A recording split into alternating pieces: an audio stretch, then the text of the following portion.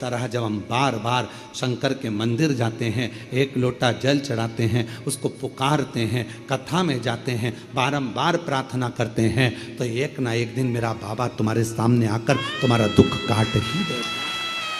हम उस पर आश्चर्यित होकर जाएं।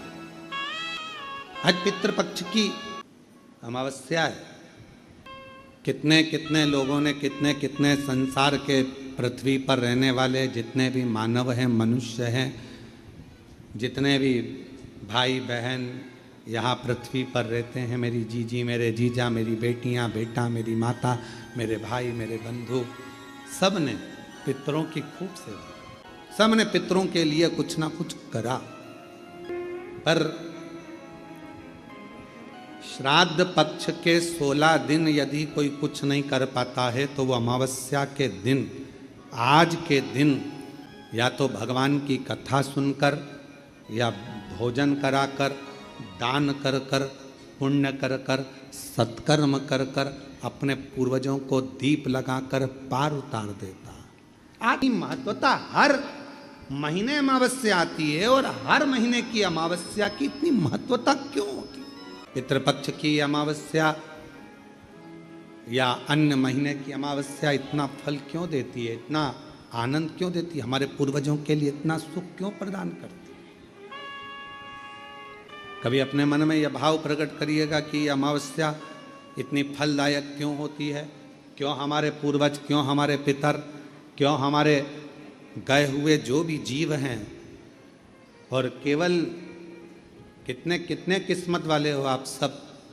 शिव महापुराण की कथा कहती है कि श्राद्ध, पिंड, तर्पण, तिलांजलि, जो जन्म लेकर बड़ा होकर चले गया, उसका तर्पण हो रहा है, उसकी तिलांजलि हो रही है, उसका पिंड हो रहा है, उसका तर्पण हो रहा है। पर कई कई मेरी जीजियां इस संसार में, कई मेरे जीजा उन बैठे हैं, कई बेटियां बैठी हैं, कई जीजा बैठे हैं, कई माताएं बैठी हैं, जिनके गर्भ में 2 महीने का, 4 महीने का, 3 महीने का, 6 महीने का, 7 महीने का, कोई बच्चा जन्म लेने के बाद चला गया, किसी का गर्भ में 2-4 महीने का चले गया, किसी का 6 महीने का चले गया, किसी का जन्म लेने के बाद चले गया, कोई कुंवारी अवस्था में मर गया, कोई अधोगति में मर गया, कोई विवाही नहीं हुआ था तो चले गया, कोई छोटा सा बाल्यावस्था में चले गया, ना जाने कैसे जीव चले गए। कई माताएं बैठी हैं संसार सागर में, जिनके वो जीव चले गए। क्या करे वो उस बच्चे के जो गर्भ में था, 4 महीने का, 6 महीने का, 8 महीने का, 1 साल का, कोई बड़ा हो गया, कोई छोटा, कोई कैसा, अधोगति में चला गया, वो भीतर की भीतर चला गया, आखिरी में समाप्त हो गया। उसकी गति क्या? प्राण तो आए थे उसमें, श्वास तो थी उसमें, था तो आपका, जीव तो था उसमें। उसकी मुक्ति कैसे होगी? उसका मोक्ष कैसे होगा? उसकी गति कैसे होगी? कहा मत्स्य पुराण का एक चरित्र है, और मत्स्य पुराण का ये पवित्र चरित्र अच्छोदा सरोवर को दर्शाता है। एक अच्छोदा नाम की एक बड़ी सुंदर एक स्त्री थी। एक दिन उसके मन में आया कि मैं भगवान को प्रसन्न करूं और उनसे कुछ वर पाऊं। मत्स्य पुराण कहती है अच्छोदा ने देवताओं का तप करना प्रारंभ करा, और उन देवताओं के तप करते करते करते करते करते करते बाद में अच्छोदा ने, सारे देवताओं का जब तप हो गया, साधना हो गई, और देवताओं में पितृदेव भी आते हैं, पितरों की भी आराधना उसने कर ली, पर कोई करुणा अच्छोदा के सामने कोई देवता प्रकट नहीं हुआ। एक बात हमने कथा में कही थी, आप लोगों को याद है कि नहीं? अगर जिसको याद होगी वो बताएगा।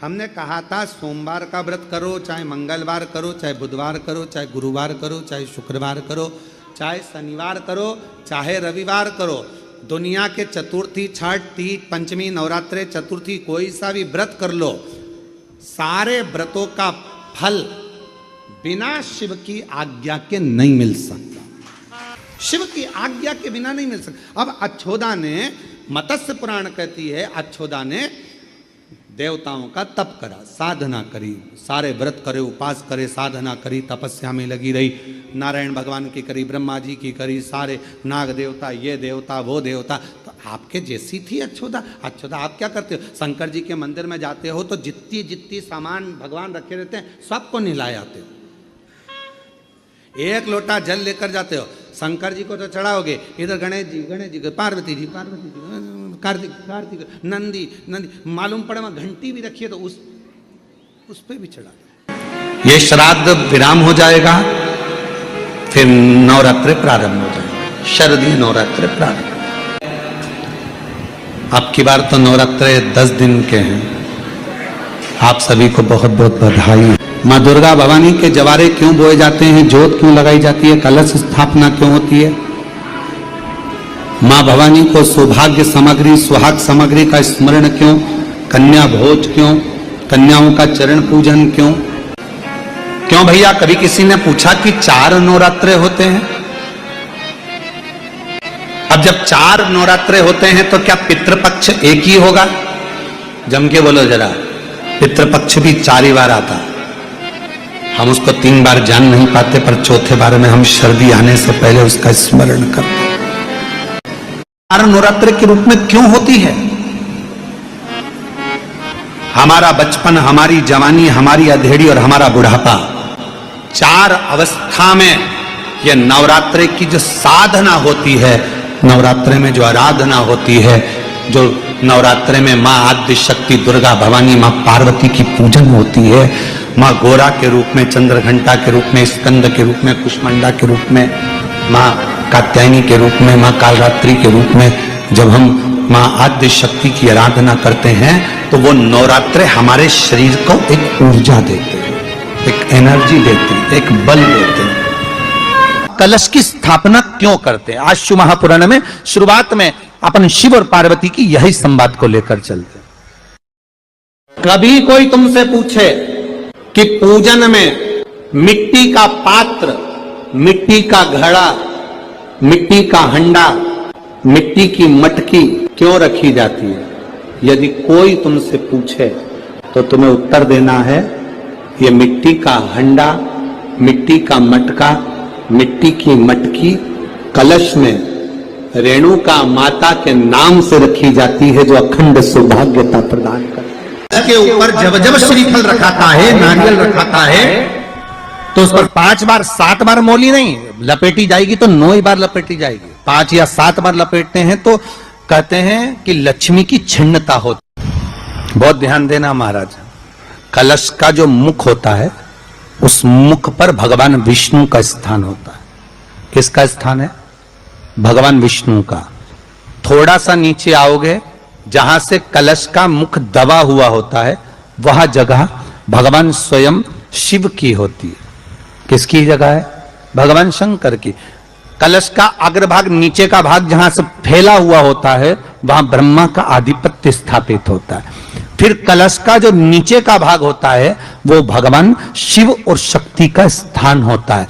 कलश के बाहरी भाग में, जहां पर बाहर का हिस्सा होता है, उस कलश के बाहरी भाग में 33 कोटि देवताओं को भगवान शंकर ने लाकर विराजमान किया होता है। महाराज भगवान शंकर 33 कोटि देवताओं को निमंत्रण देकर उस कलश में विराजमान कर दिया। इतना सुंदर लिखा है देवी भागवत के अंदर। और कितनी महत्वता कलश की महाराज, जहां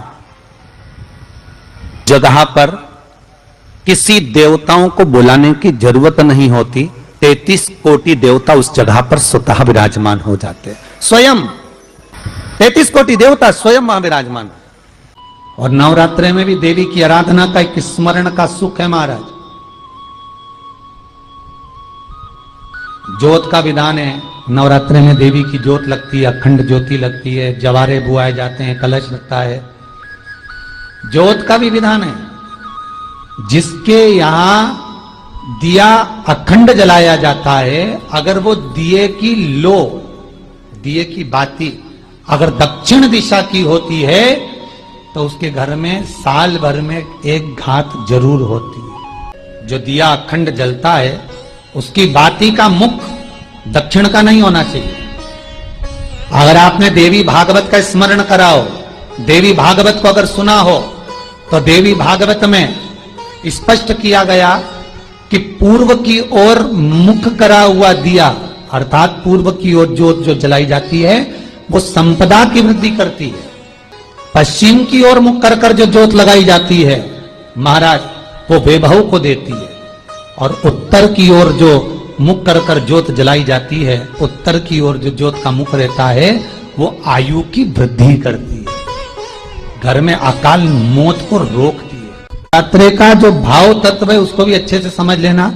दक्षिण की ओर ज्योत ना लगाएं, अगर आपको लगाना है पूरब की लगाएं, पश्चिम की लगाएं या उत्तर की लगाएं, देगी वो मारा। साधारण नहीं है मेरी माता, तात्विक सुख का आनंद देने वाली, लाभ तत्व प्रदान करने। और नवरात्र में भी अगर आपकी कोई कामना है, आपकी अगर इच्छा है, आपका मन है, तो जगत जननी की आराधना करो।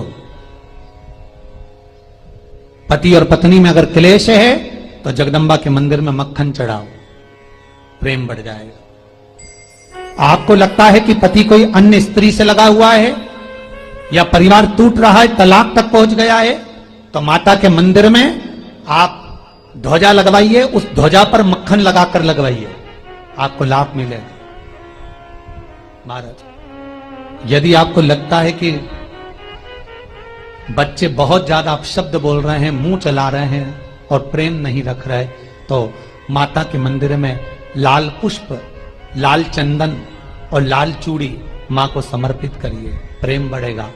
बच्चा कभी आप जी से कम नहीं बोलेगा, प्रेम की भाषा निकलेगी मुझसे। कई माताओं की आदत रहती, कई भाइयों की आदत रहती है, माला पकड़ेंगे सारे देवताओं की कर लेंगे, राम राम राम राम, कृष्ण कृष्ण कृष्ण कृष्ण, देवी जी देवी जी देवी, दुर्गा भवानी बाबा, दत्त भगवान, गुरु महाराज, सारे देवता माला में सब मिक्स। और शिव महापुराण की कथा क्या कह रही है? एक शिवलिंग जलाधारी, मतलब कौन? पार्वती। कौन? शिवलिंग ऊपर की जलाधारी में जया विषहरा शामरी बारी दौतली थे। अब जब पूरा ही खानदान, पूरा परिवार इस शिवलिंग में है, तो फिर अलग से गणेश जी को जल चढ़ाने की क्या जरूरत है? उनको अच्छे से बैठने तो, उनके कपड़े बढ़िया जोरदार, काय को गीला कर रहे? पार्वती जी अच्छे जोरदार चुन्नी वेस्ट पहन के बैठी हैं, हम बढ़िया हाथ जोड़कर क्यों गीला कर रहे हो?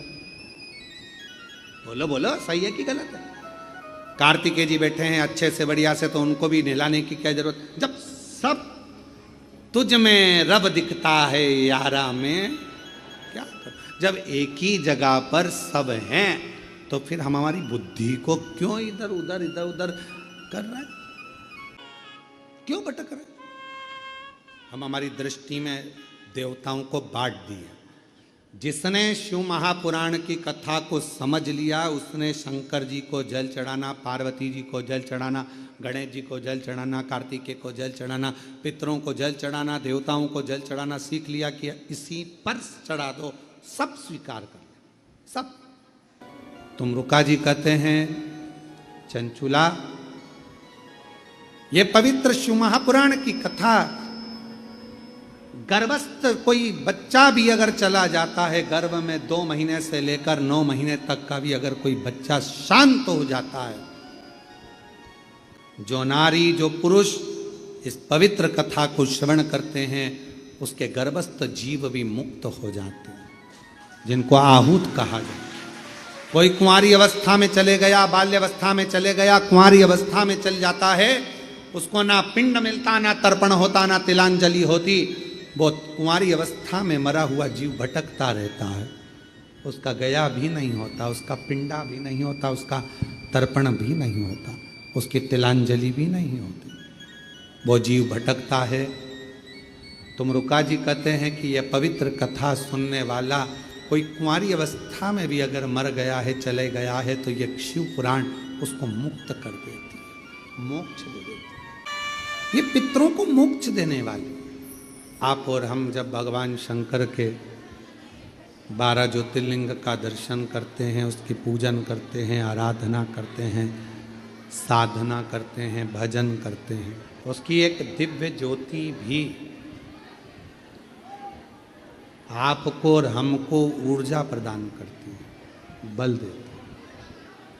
कहते हैं अछोदा ने अमावस्या के लिए बहुत कुछ मांगा। ये तो पितृपक्ष की अमावस्या है, इसके पूर्व में भी आप जितनी भी अमावस्याएं आती हैं जाती हैं, उन अमावस्या पर अपने पूर्वजों का स्मरण करा करो।